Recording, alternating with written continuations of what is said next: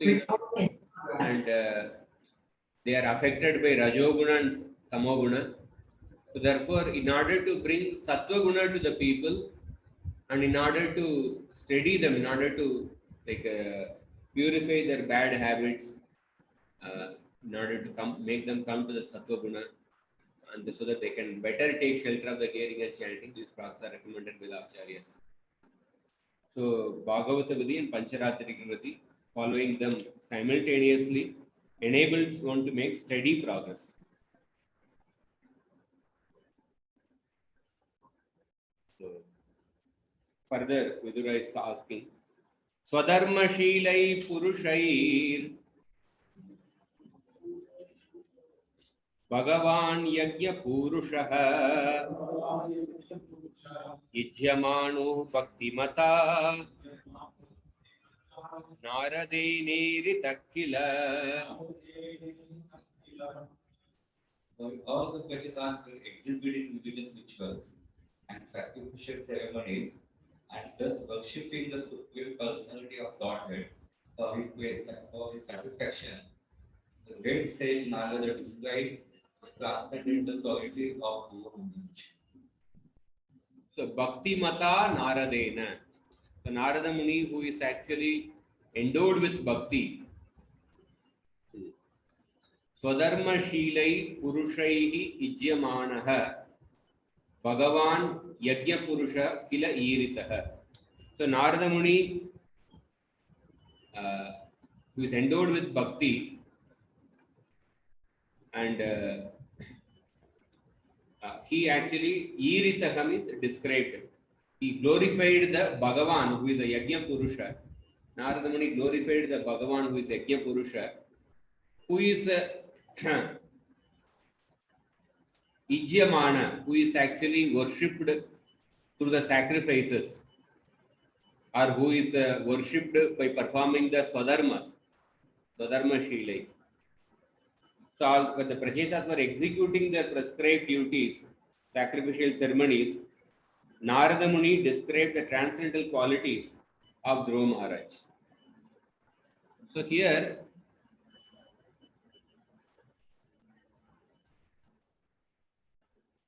Acharya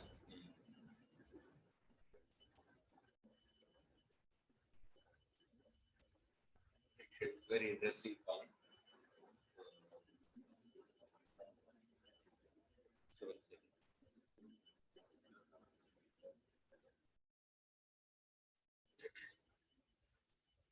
So Vamshidhara, he mentions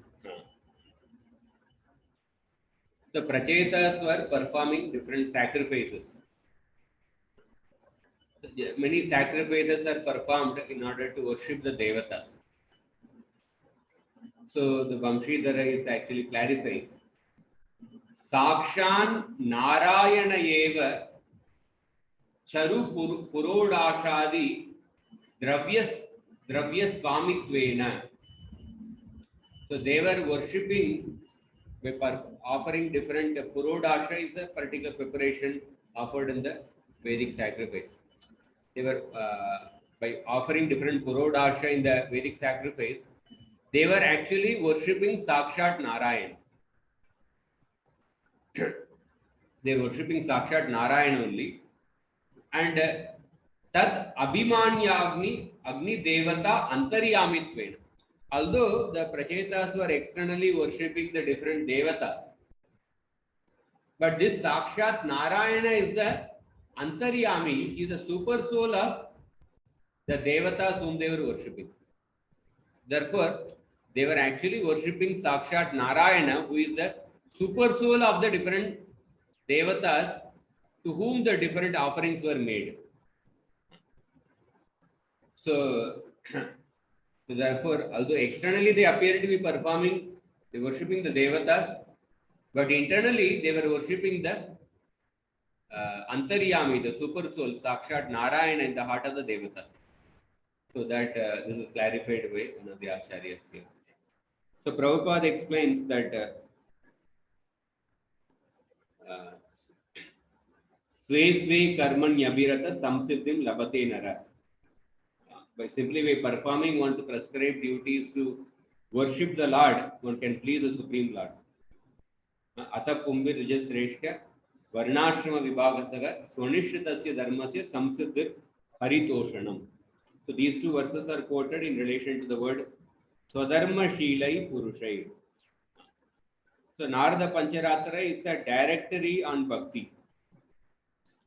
The devotees can take information about how to execute bhakti and thus engage 24 hours a day. So Vidura is asking that how did Narada Muni glorify the Supreme Lord and what pastimes were described in that meeting? I am very eager to hear of them. So kindly explain fully about the glorification of the Lord. So Maitreya Rishi, he begins to answer, but in order to answer the question about the Prachetas actually come in the Vamsha of Dhruva Maharaj. Therefore, Maitreya Rishi starts narrating the Vamsha of Dhruva Maharaj after Dhruva Maharaj. He says that after Dhruva Maharaj departed for the forest, his son Utkala, he did not have desire to enjoy the kingdom.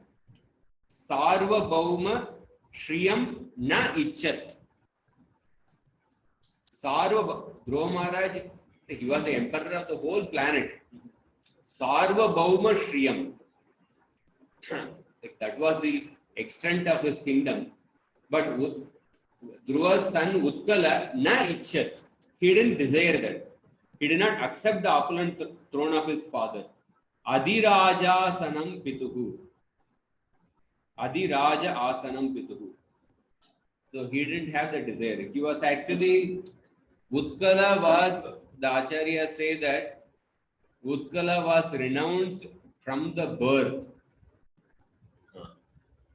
They use the word Janmana. Right from the birth, he was actually, naturally he was renounced. Janmana, Janma Prabhuti. 7th verse. Sajanmanopa Shantatma Nissanga Samadarshanaha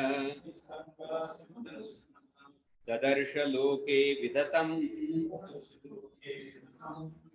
Atmanam Lokamatmani.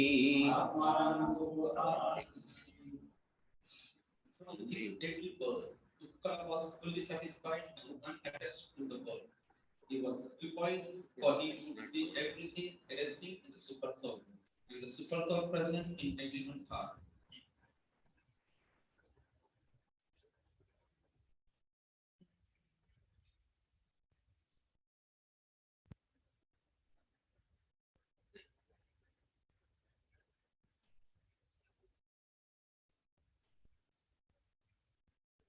So,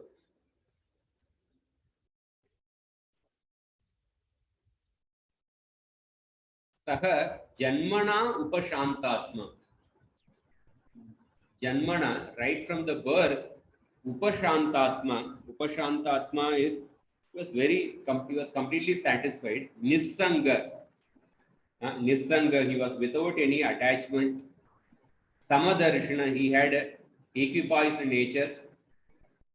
And what was his vision? Loke Atmanam Atmani Lokam Vitatam Dadarsha. So Loke Atmanam Atmani Lokam Vitatam Dadarsha, it is exactly equivalent to the Gita verse Yomam Pashyati Sarvatra Sarvam Cha Mai Pashyati. Next line. Tasyaham na Yomam Pashyati Sarvatra Sarvam Cha Mai Pashyati Tasyaham na Pranashyami Sachamena Pranashyati. So Krishna says that an advanced yogi sees everything situated in the Supreme Lord, and he sees the Lord situated in everything. So what does it mean? That means when the universe is existing, then advanced yogi sees that how the super soul is present everywhere. The Lord is situated everywhere as a super soul. And when the universe is annihilated, all the living entities, they enter into the body of Vishnu. They are situated in the body of Vishnu. They go and sleep in the body of Vishnu, and then the next creation starts, they are again woken up. So that is what it means, that seeing everything situated in the Lord, and the Lord is situated in everything. If the Lord is situated in everything, that means that that is actually during the creation. Super soul is situated in everywhere. And everything situated in the Lord, this aspect is when the annihilation happens, all the living entities are situated in the Lord. So Utkala had this vision actually. A highly advanced Mahabhagavata sees in this spirit, he sees the same spirit soul existing within everyone's heart. And the next two verses also describe about the Utkala. We'll recite together. Atmanam Brahma Nirvanam Pratyastamita Vigraham Avabodha Rasaikatmyam Anandam Anusantatam Avyavachinna Yogagni Dagda Karma Malashayah Swarupam Avarundano Natmanonyam Tadekshata.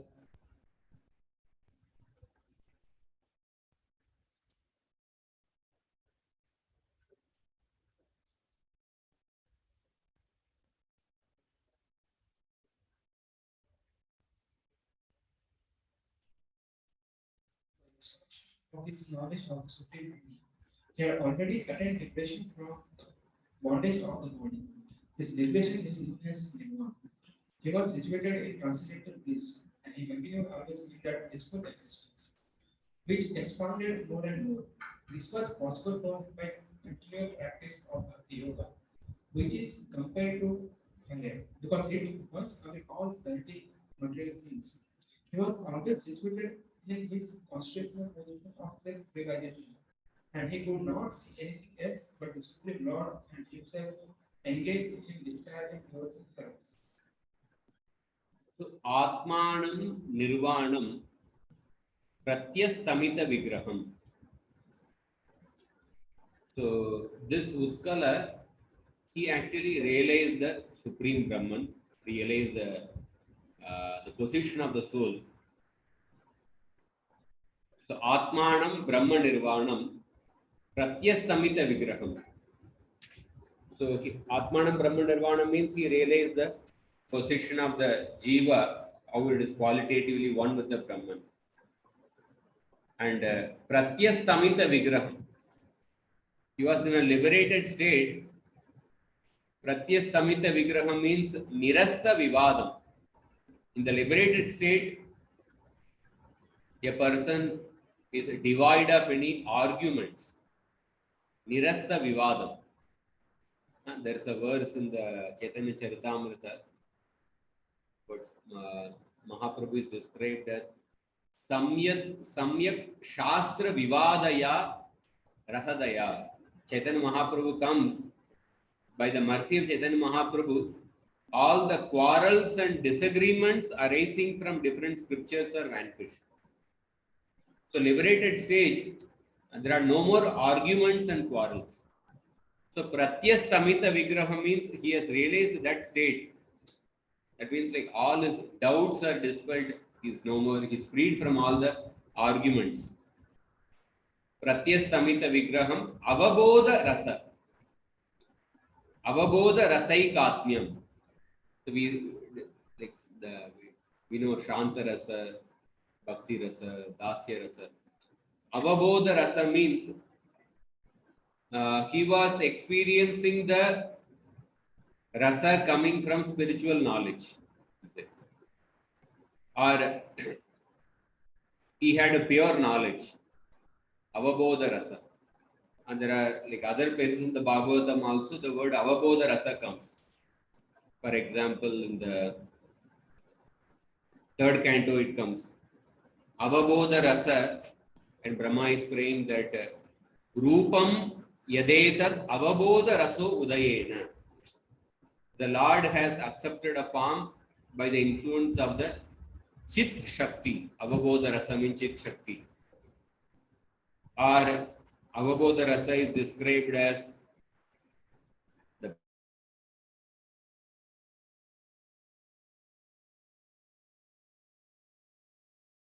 so that means to those people who depend on the Supreme Lord with absolute conviction, the Lord grants the divine eye of knowledge. So here the word Avabodha Rasa means Utkala had a pure knowledge,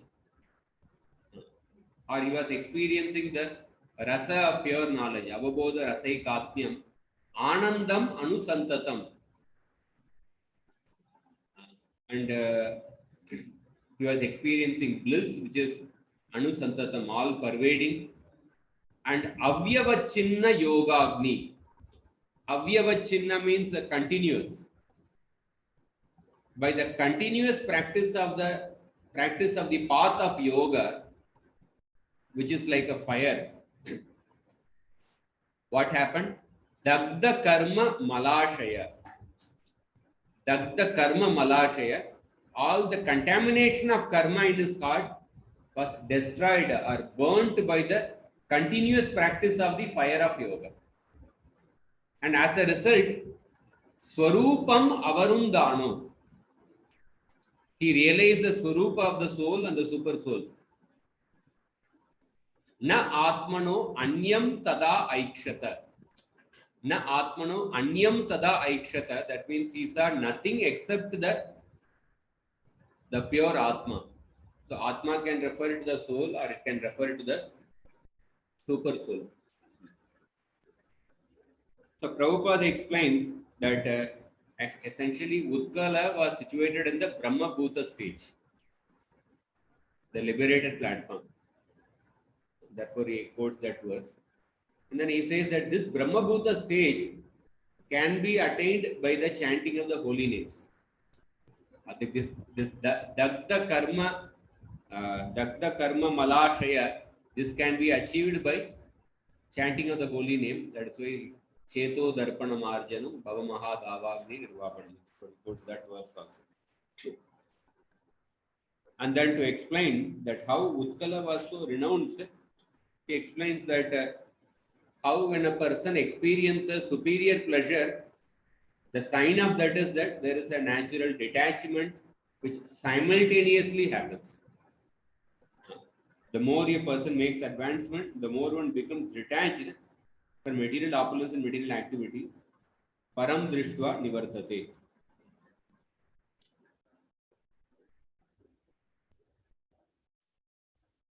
Yeah. Further about the Utkala, it is described.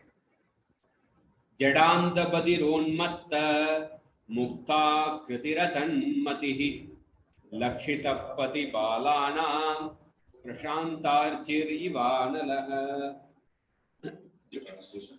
Utkal appeared to the less intelligent person on the road to be foolish, blind, dumb, deaf, and mad.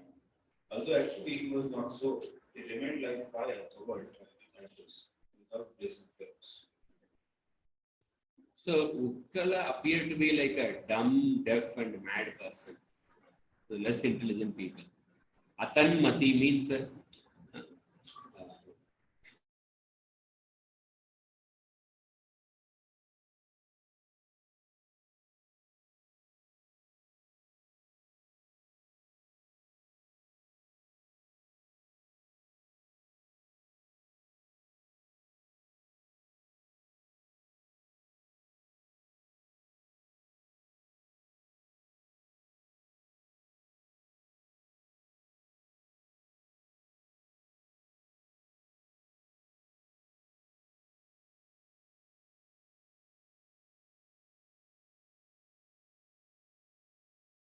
was actually not.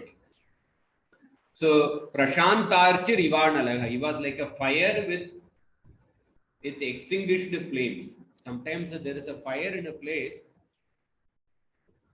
but you can't identify that the fire is there. Fire is covered by some ashes. So that is like in the 11th canto, the Avadut Brahmana describes about the different gurus. he accepts the earth, water, fire, air, ether also as the Guru. He accepts the fire as a Guru, and then he explains that how he learned many things from the fire. One thing he says is that Kvachit Channa Kvachit Spashta Upasya Shreya Ichatam. A saintly person is like a fire. Sometimes he is Channa, he is in a concealed form, and other times he is actually reveals himself. Spashta, Kvachit Spashta.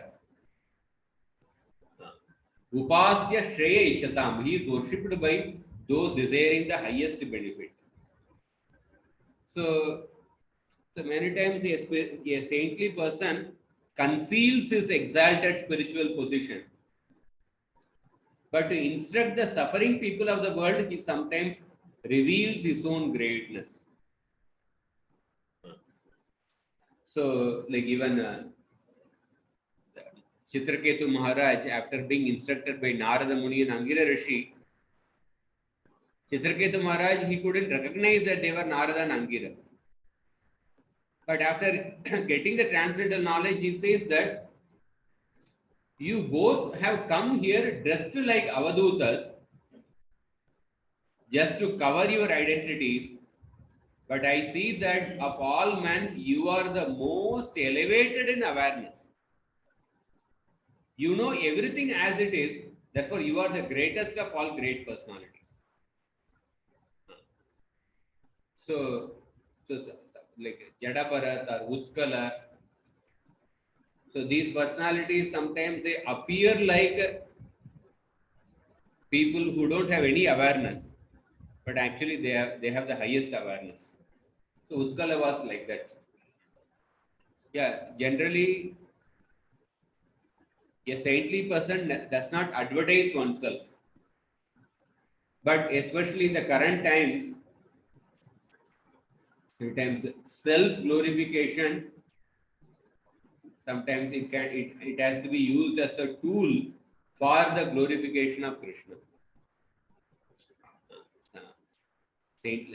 Self-glorification, sometimes devotees write, say, biographies about oneself. So usually when you speak about yourself, that is equivalent to committing suicide actually. Mahabharata says that when a person glorifies oneself, by that one loses all the pious credits, and it's like suicide. But sometimes self-glorification, Narada Muni spoke about his own story to Vyasadeva. But for what purpose? That in order to explain that how the cause of bhakti is the association of devotees. To explain that Siddhanta, he spoke his own story. Krishnadas Kaviraj Goswami spoke his own story for the purpose of glorifying the mercy of Nityananda Prabhu.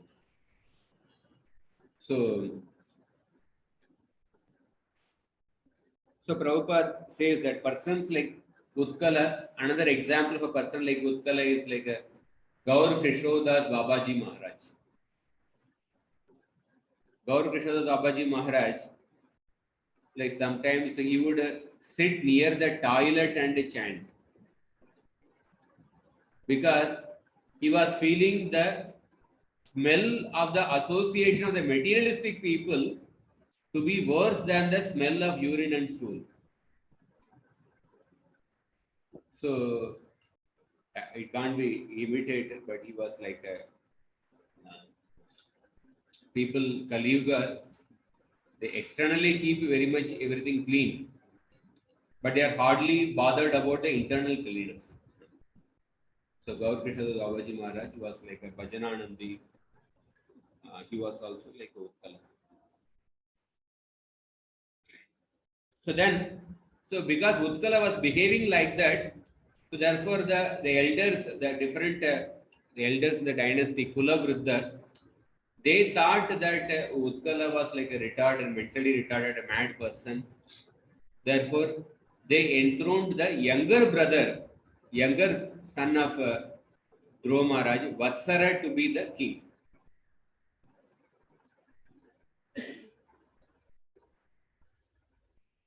Along with the ministers, enthroned Vatsara. his younger brother, the son of Brahmi, as the king.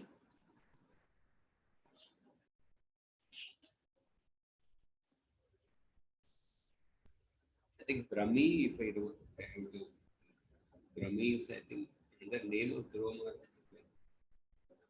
Because the younger brother of Vatsara has to be the son of Dhruva Maharaj only. I guess Brahmi is the name of Dhruva only.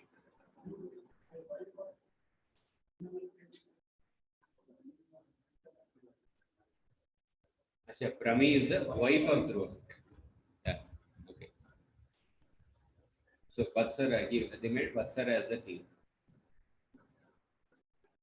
So one thing we can see that, like, even in the monarchical system, like, the decisions are made under the guidance of the Brahmanas. Monarchy is like, sometimes people, especially in the modern times, people say that democracy is superior to monarchy. They say that in democracy, even a chai wala can become the prime minister. In monarchy, is it possible? Monarchy is not possible. In democracy, even as a comedian can become the chief minister. Democracy, it's not, the monarchy, it's not possible. Like that, people may give different arguments. So they criticize the monarchy. But but these modern people, they don't want to, they will not allow the people to analyze, do a critical analysis of the democracy. For example, so these propagators of modernity, they should give the traditionalists a chance to explain why the monarchy functioned the way it functioned. So when you want to criticize monarchy, you should also give an opportunity for the traditionalists to explain the system of monarchy. So monarchy, externally speaking, it appears that only the person in that royal family, only he can become the king. It seems such a restrictive system. Democracy appears such a system, anybody can become the prime minister, chief minister. So, but actually, if you see, there are so many examples in the Shastra. We'll see in this one story that like Utkala was not appointed as the king, they appointed Vatsara. And then when Vena was not qualified, Vena will be dethroned. In the system of monarchy, Sumantara, who is Dasharatha's chariot driver, had the power to reprimand Queen Kaikeyi for her decision to send Ram to the forest. So in the monarchical system, even the driver had the capacity to reprimand a queen like Kaikeyi. And Bhishma, in his instruction, he says that a cruel king ought to be removed by the subjects. A cruel king should be removed by the subjects. They should throw him out of the kingdom and then they should actually punish him. And Sanjaya, who is the ordinary secretary of Dhritarashtra, would give strong warning to Dhritarashtra. But Dhritarashtra never removed him from the post. Dushyanta adopted a qualified person and chose him, Bharat adopted a qualified person and chose him as a successor over his inefficient sons. Bharat Maharaj. Like that, many examples can be given. So, but on the other hand, the so-called free system of democracy, these people, they would not allow the freedom of speech to the media to criticize, etc. So in that way, here we will see some purports where Prabhupada talks about how the Brahmanas were, when they saw that the king was unqualified, they actually threw him out of the post. So then few verses describe the dynasty from Vatsara. So Vatsara's wife is called as Svarviti. She gave birth to 6 sons: Pushparna, Digmaketu, Isha, Urja, Vasu, and Jaya. So Vatsara's wife is called as Ishta, means worshipable. She had all the good qualities. So she was very faithful and obedient and affectionate to her husband. And they got 6 sons. And then Pushparna had 2 wives named Prabha and Dosha. So one Acharya gives a certain meaning. He said, Dhruva Maharaj he is like the presiding deity of the time factor. Dhruva Maharaj is the Adishta, yeah.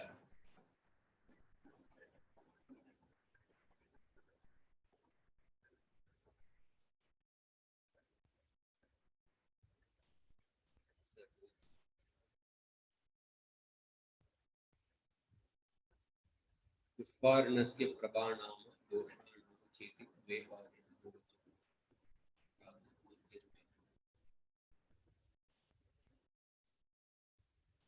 Yeah, Dhruva Maharaj is the presiding deity of the Adhishtatra Devata of the time factor. Dhruva Maharaj, because you will see later that I think the previous chapter also was described that Dhruva Maharaj became the ruler of the pole star, and all the planets are moving around the pole star. The 5th canto is described that the time factor controls the entire universe, but the time factor is functioning under the control of Dhruva Maharaj. Dhruva Maharaj is the Adishta Devata of the time factor. And Dhruva Maharaj's son is Vatsara. Time is measured through years. Vatsara means what? Years. So the present Samvatsara is called as, so yesterday, 2 days before the New Year started, the new Samvatsara. So Vatsara means a year. So Dhruva Maharaj's son is Vatsara. And Vatsara's wife is called as Swarviti. Swarviti, I don't know the literal meaning of the word Swarviti, but that is also connected with the time. And Swarviti and Vatsara, they gave birth to 6 sons. Pushparna, Tigmaketu, Isha, Urja, Vasu and Jaya. So these 6 sons, they represent the 6 Rutus. Because in a year, the 6 Rutus come. So these 6 sons represent the 6 Rutus. And and in each Rutu, there will be daytime and the night time. So Pushparna had 2 wives. Pushparna had 2 wives, Prabha and Dosha.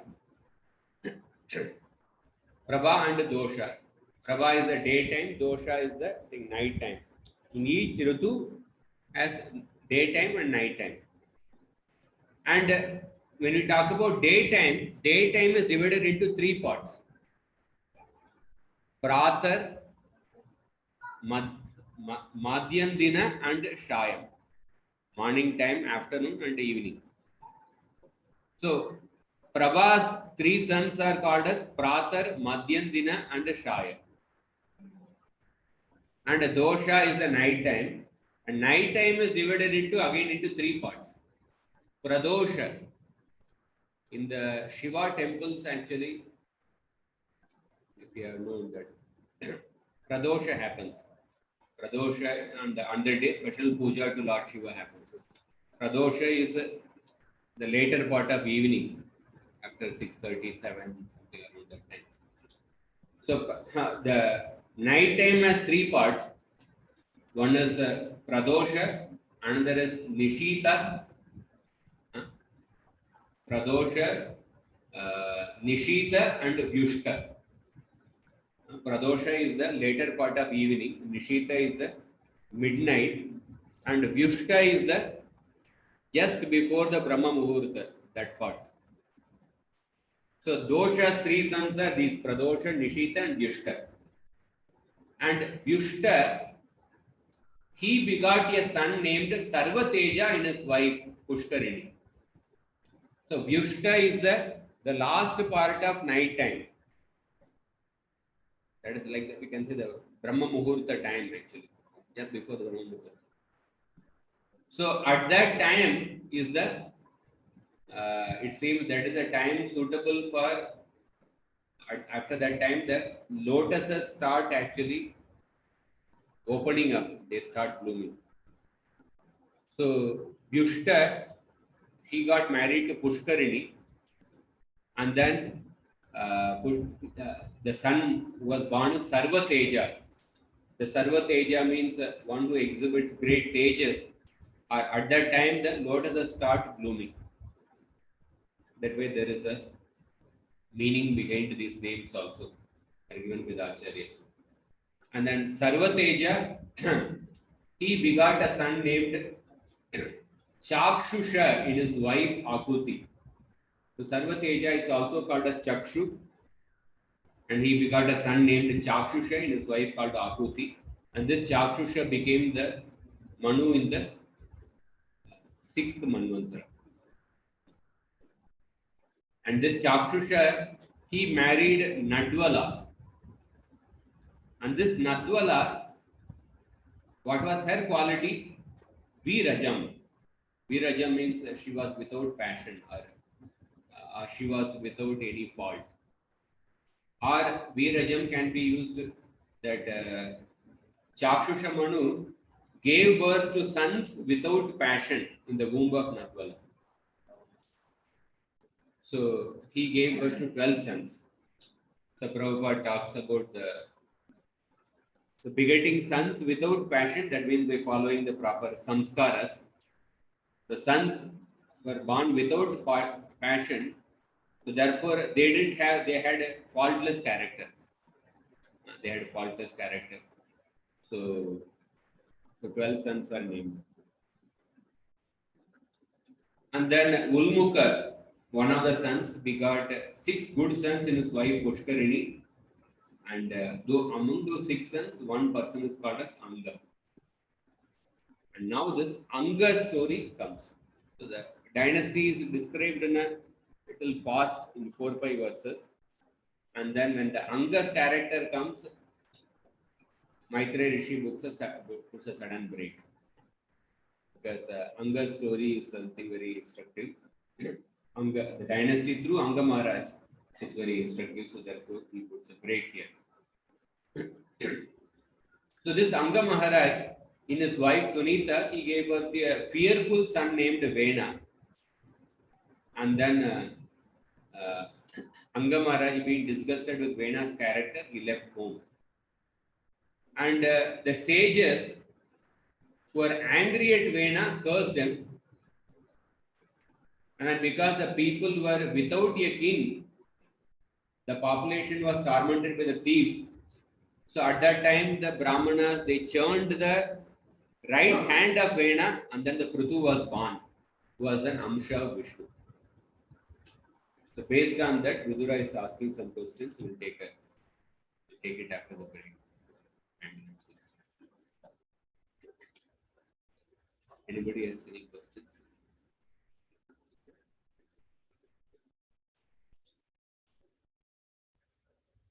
After 5 minutes.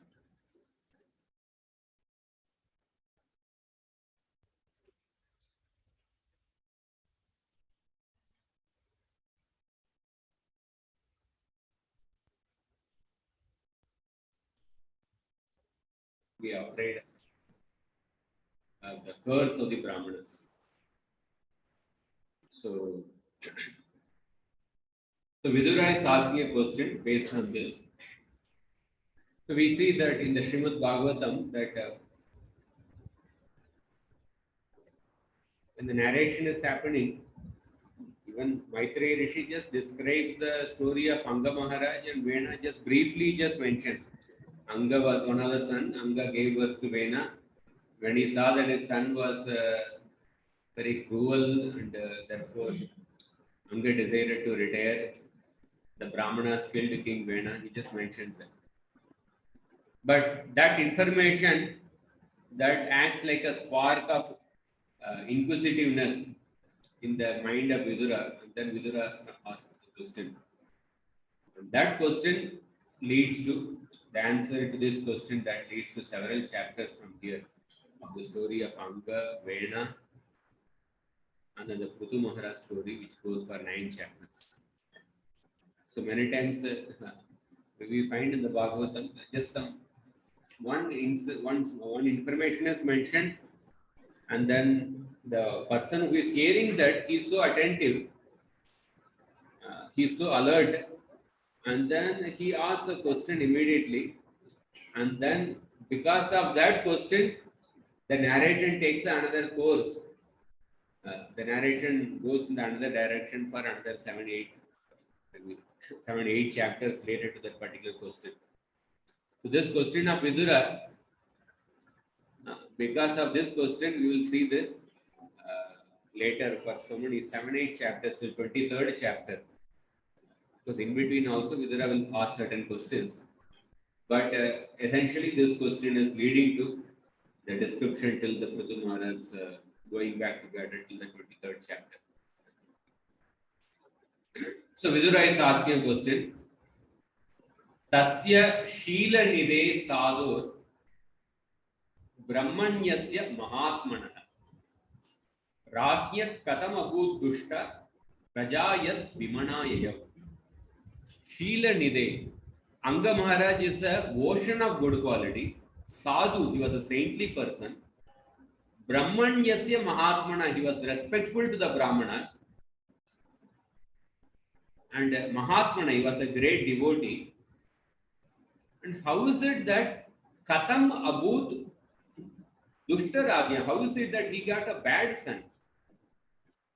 And to such an extent that because of the bad son, he left home.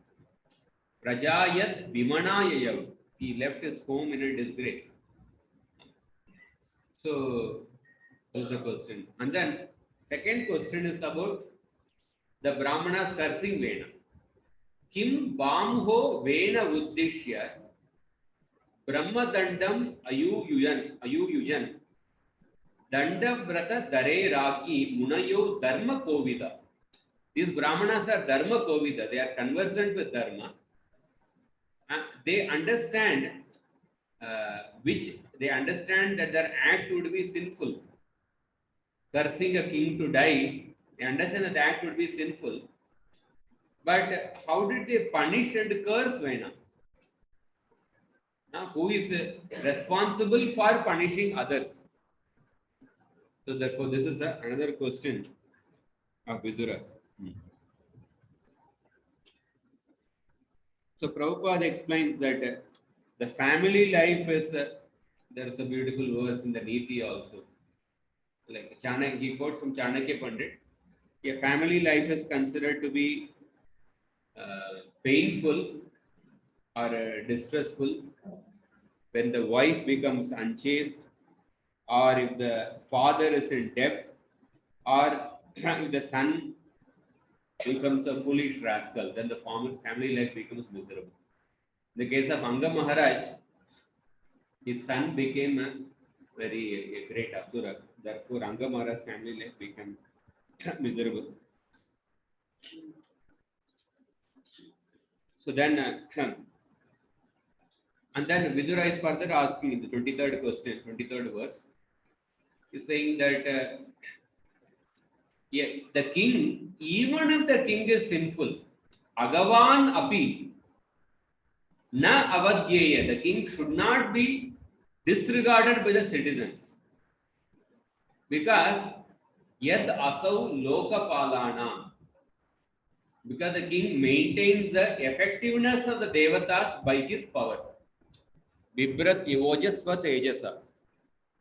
So that is why a king should not be disregarded by the citizens, even if he is sinful. Even in the Western world, there is a saying that king can do no wrong. But how is it here the Brahmanas, they killed King Vena? Etad Akyahi me Brahman Sunitatmaja Cheshtitam Shraddhadanaya Bhaktaya Tvam Paravara Vittamaha. O Brahmana, knowledgeable of the past and present. Para avara vittama. So here para avara, sometimes the word para avara refers to superior and inferior. Para avara vittama here refers to knowledgeable of the past and future. So please tell us the activities of Vena. Sunitatmaja cheshtitam. Shraddhadanaya bhaktaya. I am a very faithful devotee. Please tell to me.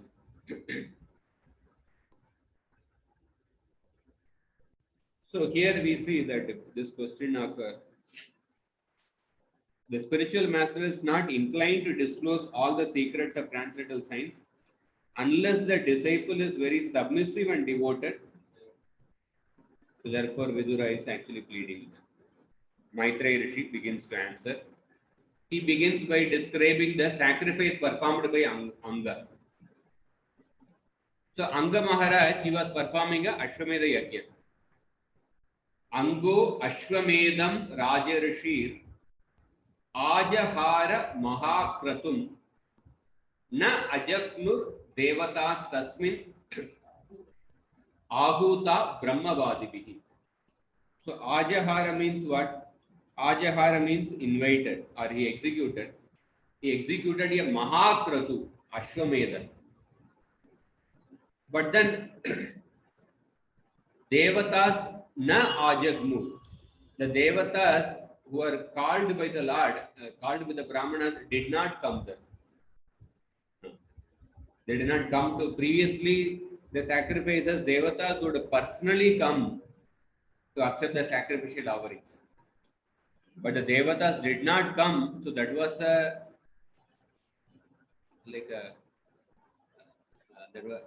that was an indication of some serious discrepancy in the sacrifice.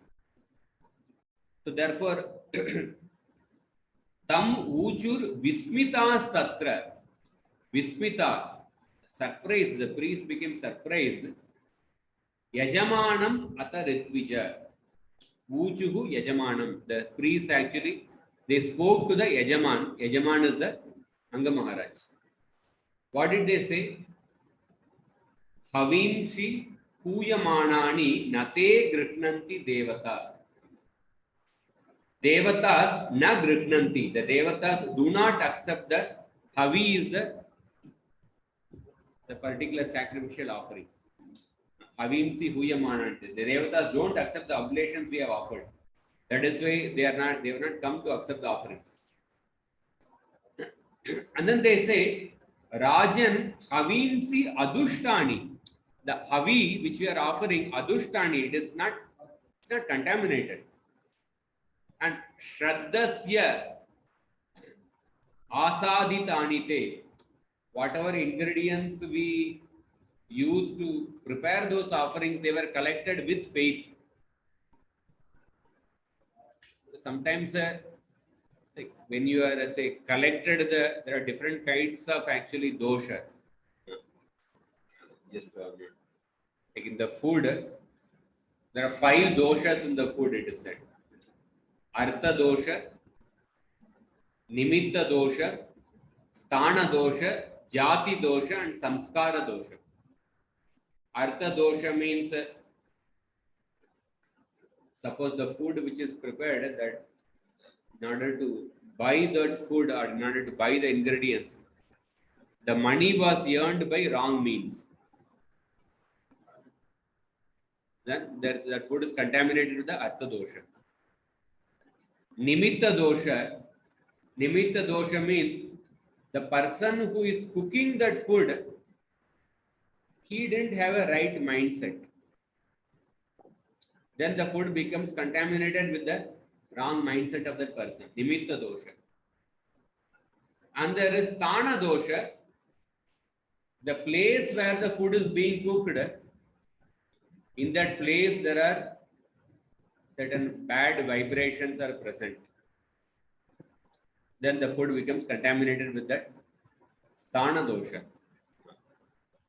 For each of them, there are different examples. That will be a different topic I just mentioned. And then there is Jati dosha. Jati dosha means the ingredients of the food, they should be in sattva guna. So certain sabjis or certain things are rajoguna, tamoguna, onion, garlic. Maybe you might have bought the onion with the money obtained through dharmic means. Maybe the person who is cooking may be with the right mindset, but the onion is in the rajoguna. Jati dosha is the ingredients are in the rajoguna and tamoguna. And then there is samskara dosha. Samskara dosha means, like for example, you boil the food more than required, overcook the food, or you fry the particular eatable more than required, then there is a samskara dosha. Or the food which is prepared few days before or many hours before, then it has a samskara dosha. Or otherwise, improper combination of the food. Improper combination of the food, like milk with certain salty items, it would be improper combination. They are like samskara dosha. So here, they are saying that we collected the food, like all the ingredients were not contaminated, and they were collected with faith. Shraddasya asadini, Shraddasya Shraddaya sadhitanite. Chandamsi ayata vamani. The mantras were chanted properly. The mantras are not weak. And yojitani drita vratai. The mantras were chanted by the drita vratai, the brahmanas with dedicated vows. So therefore, like, but still the devatas have not come. So they are trying to do a basically, what do we say, sometimes even the corporate field, some terms used, like troubleshooting. Yeah, troubleshooting. They are trying to do troubleshooting. Like why the devatas have not come? They are trying to see the ingredients are improper, or the brahmanas did not chant the mantras. So here Prabhupada says that because he talks about how in this age the brahmanas are neither well versed in Sanskrit nor very pure in practical life, but by chanting the Hare Krishna mantra one can attain the highest benefit of sacrificial performances. So then they say that, so like when you follow the right process of Harinam Sankirtan, even if there are some mistakes in performing that, but still it will have great potency. But if you follow the previous process for the previous age with great attention, but if there is one small mistake also, there will not be any result. Karma Kanda, when you perform imperfectly, you get opposite result. When you perform incompletely, you don't get any result. When you perform perfectly and completely, you get temporary result.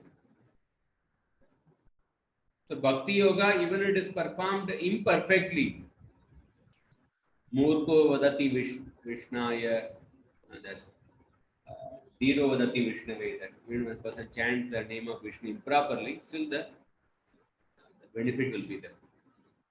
Because Krishna is Bhavagragi Janardana.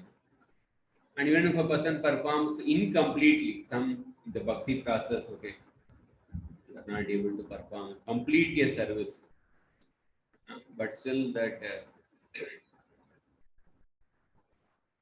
effort will be taken into account. And then when a person performs completely, correctly, one gets eternal results. Because bhakti is an eternal process. And then they are saying that na vidama iha devana kelanam vayam anu api. Na vidama, we don't know. Kelanam, what insult we committed to the Devatas. Devanam Helanam Vayam Anu Api. We don't know whether we have performed some insult to the Devatas. Yan na grishnanti bhagan swan ya deva karma sakshinaha. Who are the Devatas are the karma sakshina. They are the witnesses of the sacrifice. So here also Prabhupada says that if there is negligence on the part of the priest, the demigods do not accept their share in sacrifices. So even in the deity worship, we have different types of seva aparad. Seva aparad in devotional service, there are 32 types are mentioned, 64 types are mentioned, but they are broadly classified into 5 categories. Negligence in spite of ability. A person has the ability to worship the Lord, celebrate the festival of the Lord in an opulent way, but then one neglects it despite having the ability. That is one seva aparad. Disrespect. Suppose a person enters the temple by wearing the chapel or not paying respects to the deity, or paying respects to the deity using one hand, or pointing at the deity with a finger. These come under the category of disrespect. Or impurity, going to worship the Lord in an unclean body, or to serve the deity with a clothing made of animal hair,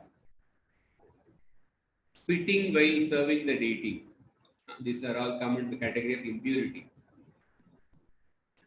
And lack of determination. So while doing deity worship, a person, because of lack of determination, he starts eating some food. Or while doing deity worship, because of lack of determination, he eats unoffered food. Or these are not observing the Ekadashi vows because of lack of determination. And then pride.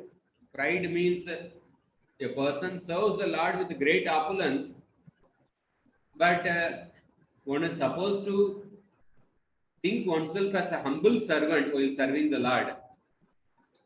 But a devotee is proud. With the proud mentality, a person is serving the Lord. To think oneself great, offering many items with great pomp, that's also pride. So Prabhupada talks about the seva aparad in these purports. So just like here, these brahmanas are performing the fire sacrifice. The devatas have not come, so they are wondering. They are trying to do troubleshooting what happened. But Prabhupada is trying to give the same principle in deity worship in the form of these 5 seva aparadas. So Anga Maharaj inquires from the brahmanas, and the Anga is hearing from the brahmana. Yajamana, the Anga Maharaj became sudurmana. He became very depressed. Tat prashtum vyasrijad vyacham. He took their permission and then he spoke to the assembled persons. Because why he took the permission, it is mentioned. Because during the Karmakanda Yajnas, you should not unnecessarily talk actually. Like even in deity worship, there's this one should talk in front of the deities like that. Except some services required. So the Karmakanda Vidhis, these are all very minute, this one. When a person unnecessarily talks, then the result of you won't get the result of the fire sacrifice. So here Anga Maharaj, being aware of that, he took their permission and then he started inquiring. So here Prabhupada explains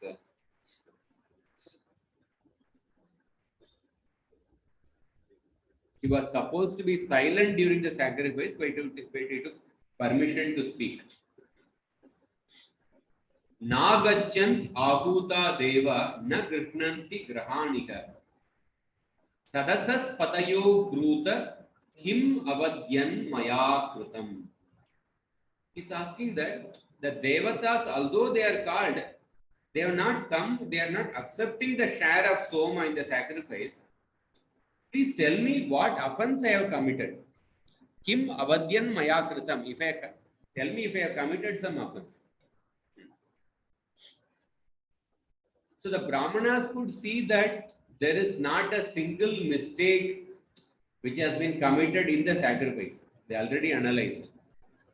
They could also see this Anga Maharaj is a very pious person. He has not committed any sin in this life. But the Brahmanas say, probably there is some sin we have committed in the past. And that result is coming here. The fact that you have committed a sin in the past, what is the proof of that? The proof is that you are not having a son.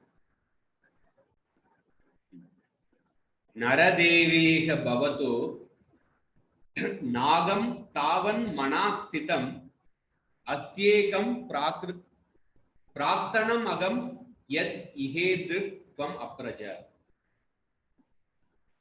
So here in this life, Naradeva, O king, you do not have the slightest sin. Na agam tavan manak sthitam. You have not committed a sin even in your mind. You don't have a slightest sin. But asti ekam, there is one sin from praktanam, from the previous life, by which yad ihedr tvam apraja.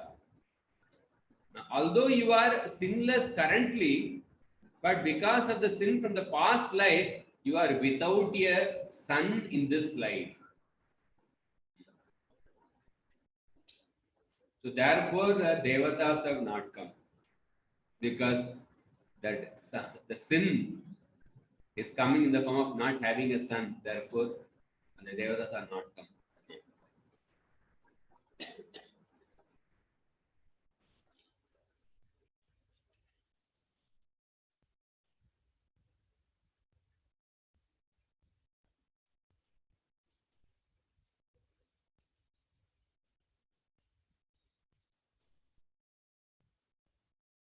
So you see that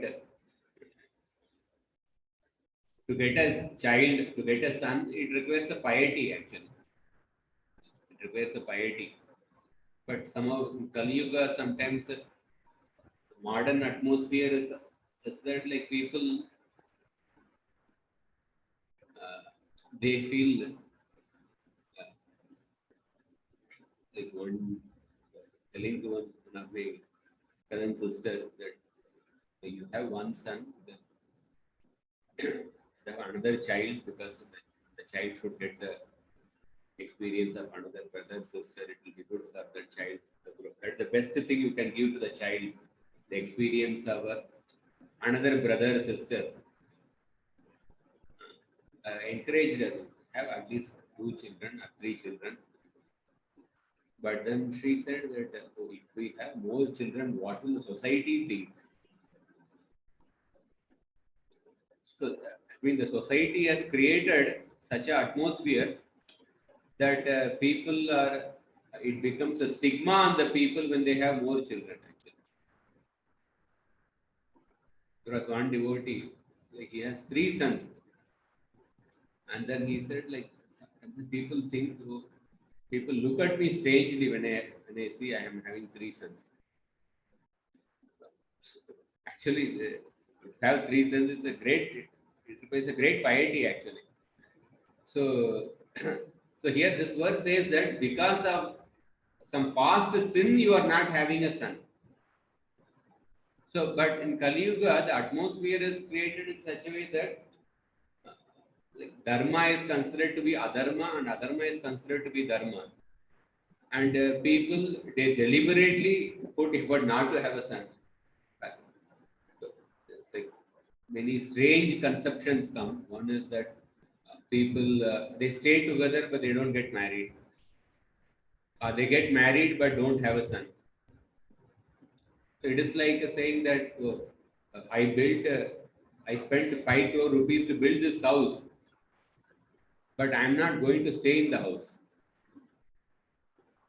The person says like that, it's a strange idea. And why did you put so much effort to build the house if we are not going to stay in the house? Similarly, that the purpose of marriage is to beget children, and whatever culture we have received from our superiors, we actually give the culture to the next generation, because the dharmic population should increase.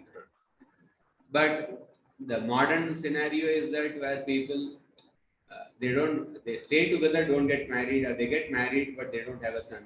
They don't want to have children. So that means they deliberately adopt some kind of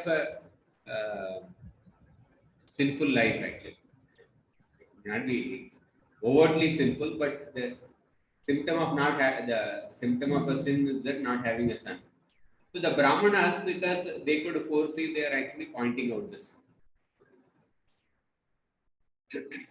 So in the Yaksha Prashna, Yaksha is asking Yudhishthira Maharaj, Kims with Prasavatam Varam, what is the best among those that are begotten? Yudhishthira Maharaj says that Putraha Prasavatam Varaha, the son is the foremost among those that are begotten. And then therefore the Brahmanas say that Tata Sadaya Badram Te Atmanam Suprajam Rupa. Therefore, produce a good son for yourself, and all fortune will be yours. And then the Supreme Lord, being worshipped by you, will bestow a son to you. Because you are desirous of a son, you worship the Supreme Lord. So previously, Anga Maharaj was performing a yajna too, and he was inviting the different devatas to accept the sacrificial offerings. So now the Brahmanas are saying that you should first call the Supreme Personality of Godhead. When the Supreme Personality of Godhead comes, then the demigods will naturally come. Demigods will naturally follow the Supreme Lord. Previously, he was inviting the Devatas. Devatas did not come, but now they are saying that you worship the Supreme Lord, and the Supreme Lord will bestow a son to you. And when the Supreme Lord comes, the Devatas will naturally follow the Supreme Lord, and they will come and accept your sacrificial offerings. 33rd verse, we will say it together. Tata swabhaga deyani grahishyanti divaukasaha yadyajna purushas sakshat apatyaya harirvritaha.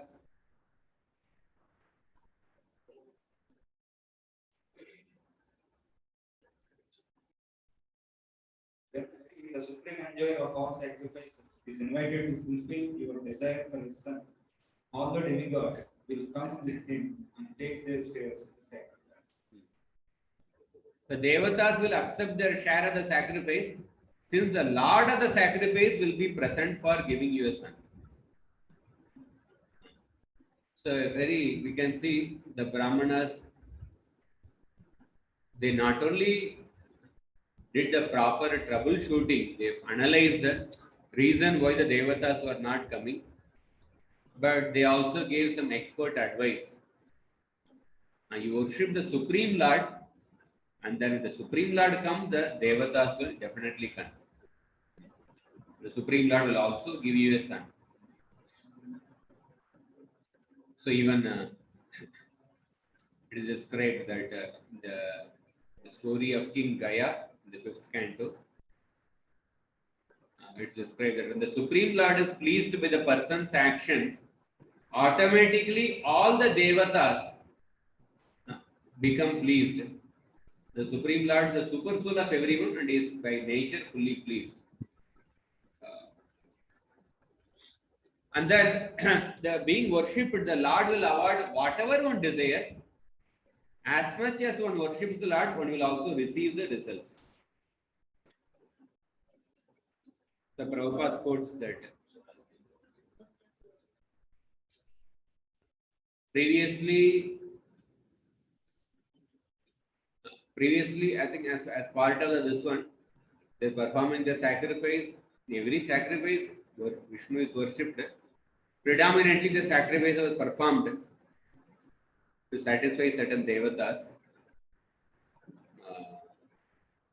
Of course, every karmakanda yajna, Vishnu is worshipped. But at that time, the devatas did not come. But now they are saying that you first worship the Supreme Lord and you invite him. And then when the Supreme Lord comes, the devatas will also come. The Supreme Lord will bestow you a son, and by you getting a son, your sin will be eradicated, and the devatas will also follow.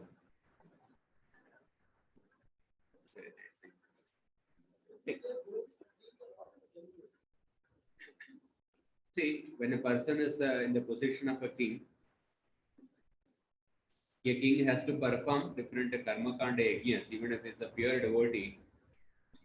When it's a pure devotee, but when you are living in the world, because the common people, they want to fulfill different material desires. Not everyone is interested in pure devotional service. So the common people, in order to show the right way to the common people, how to fulfill the material desires in a dharmic way, even a pure devotee king like Bharat Maharaj, Ambarish Maharaj, they would perform sacrifices. Internally, they would have the devotion to Vishnu, but they would perform sacrifices to Vishnu and Devatas.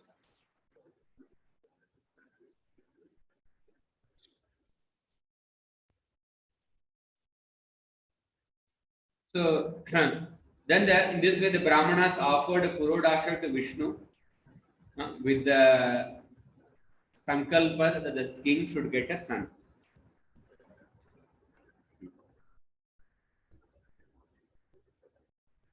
So here Prabhupada explains that in the sacrifices, animals are sometimes offered, but animals they get a new life. But such action was an experiment to observe the efficacy of the Vedic mantra. But in the modern times, the animals are killed to test the efficacy of the particular medicine. 36th verse. Tasmat Purusha Uttastau Hemamalyamalambarah Kiranmayena Patrena Siddhamadaya Payasam. You can read translation. As soon as the oblation was offered in the fire, the person appeared from the fire wearing a golden garment in the white dress. He was carrying a golden pot filled with rice boiled in it. So a person appeared and with a pot of payasam, like milk or kheer. So the Anga Maharaj, taking the permission of the Brahmanas, took that pot of kheer, smelled it, avagraya mudayukta, smelled it with great delight, and pradat patnya udaradi. He actually gave it to his wife. Udaradi, Prabhupada comments that Anga Maharaj was a liberal-minded person. Actually, his wife Sunita, she didn't have a very high character. She was not, in one sense, qualified to accept this special Mahaprasad Kheer. But Anga Maharaj, being liberal-minded, he gave that kheer to his wife. Sometimes we see that a person becomes very liberal and he may give something valuable to an unqualified person. Then as a result of that, that results in certain reaction. In the one of the 10 offenses to the holy name is to speak the glories of the holy name to the faithless. They speak the glories of the holy name to the faithless. That is actually an offense. Actually, Chaitanya Mahaprabhu, he gave the holy name without discrimination. Patra, apatra, sthana, sthana. Like he gave the holy name without discriminating, but he didn't speak the glories of the holy name. He gave the holy name, encouraged people to chant. So to speak the glories of the holy name to the faithless, that's an offense. Because when we do that, what happens is that the person to whom we give, he doesn't have faith. When you speak the glories of the holy name, that will induce him to commit offense. He will think that, oh, what are you saying that? आप सब पूरा झूठी बात कह रहे हैं. They will start blaspheming or something. And then because of we becoming instrumental for that person's offense, we also get implicated.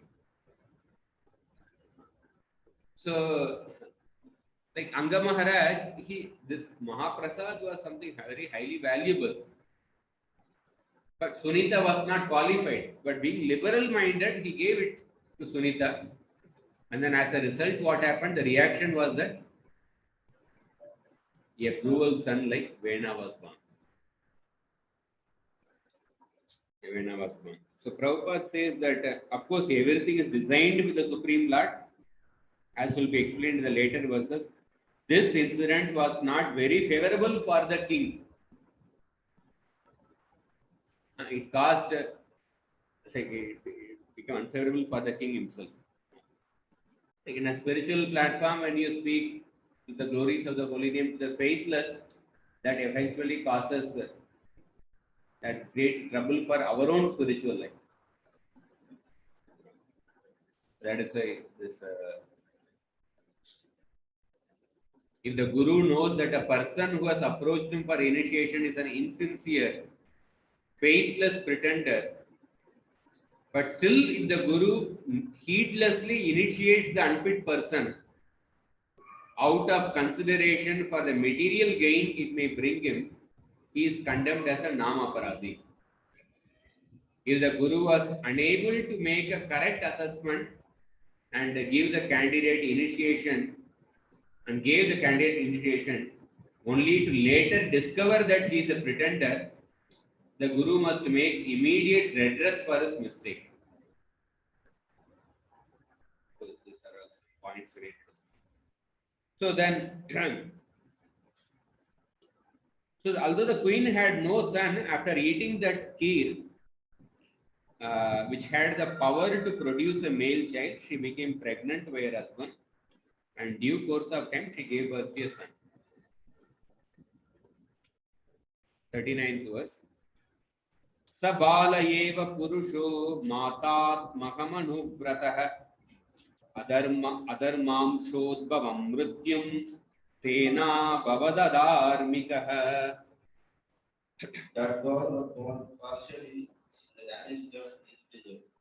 His grandfather was death was on a car. The boy grew up as horrible. He became greatly irreligious person. So we see, because of the fault on the mother's side, he became irreligious. But because of Vena was born from the Mahaprasada Vishnu, and also his father Anga Maharaj was a great devotee, a very dharmic person. So therefore,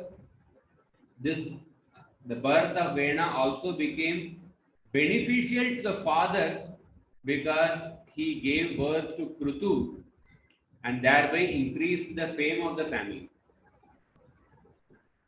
So you can see the duality of this world. One side, sometimes so Anga Maharaj was a very great devotee, was a very great soul.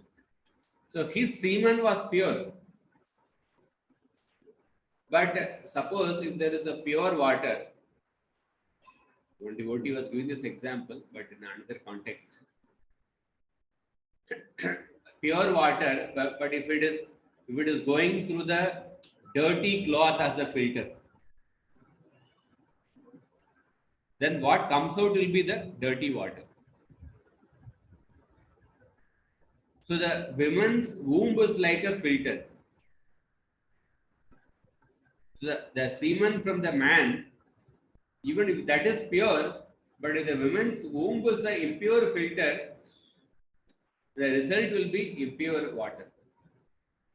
Because Sunita did not have a proper character, although Anga Maharaj was a great person, the son who was born he didn't have the proper character. So therefore Prabhupada explains here that according to the axiomatic truth that things equal to the same thing are equal to one another, the child born of King Anga became the follower of his maternal grandfather. So Sunita was a daughter of death personified. Generally, the daughter receives the qualifications of her father, the son acquires those of the mother. Sunita, I heard that Sunita was actually, Krishna Chakravarti says that Sunita was a daughter of Adharma. She comes the dynasty of Adharma. The male child took after his maternal grandfather Death, who appeared as a portion of Adharma. The maternal grandfather was Death, not Yamaraj. Yamaraj is a Mahabhagavata. But maternal grandfather was Death, who is a portion of Adharma. So if you remember the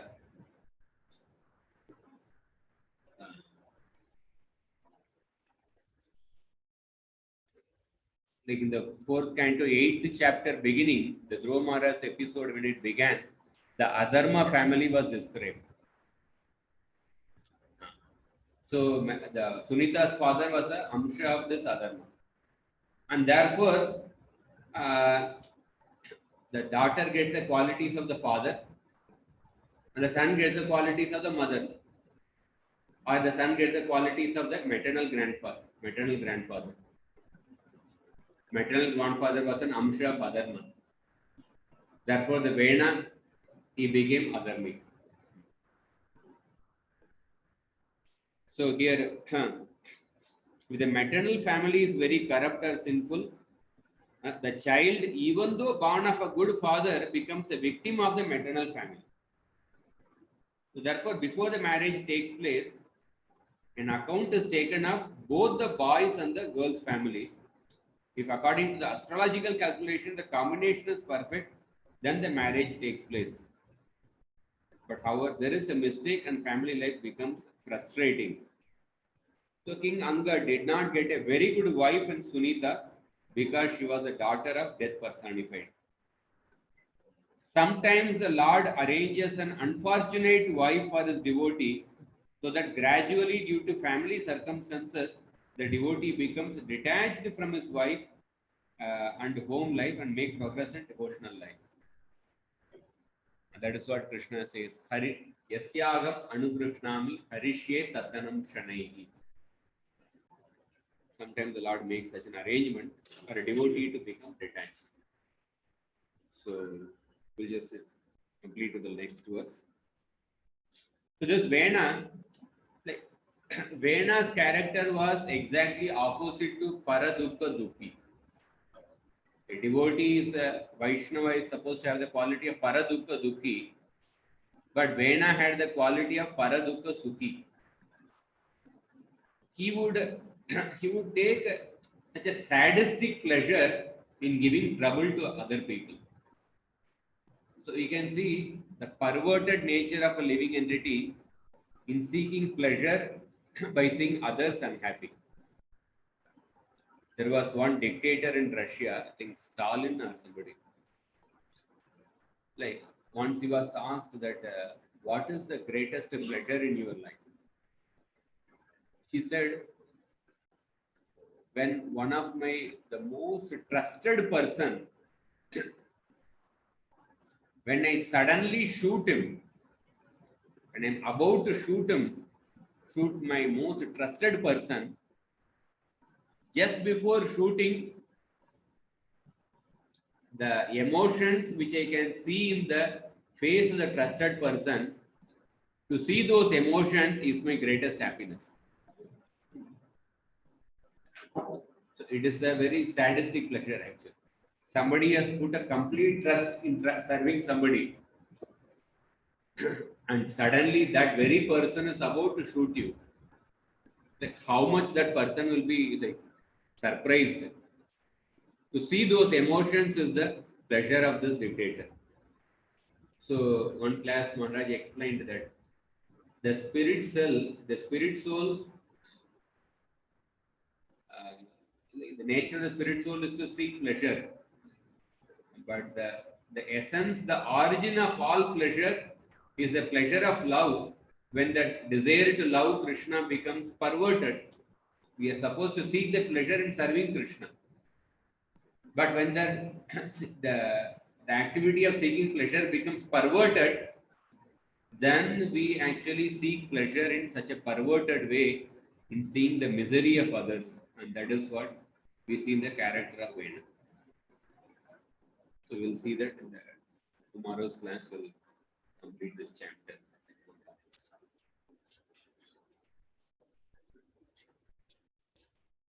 Anybody has any questions?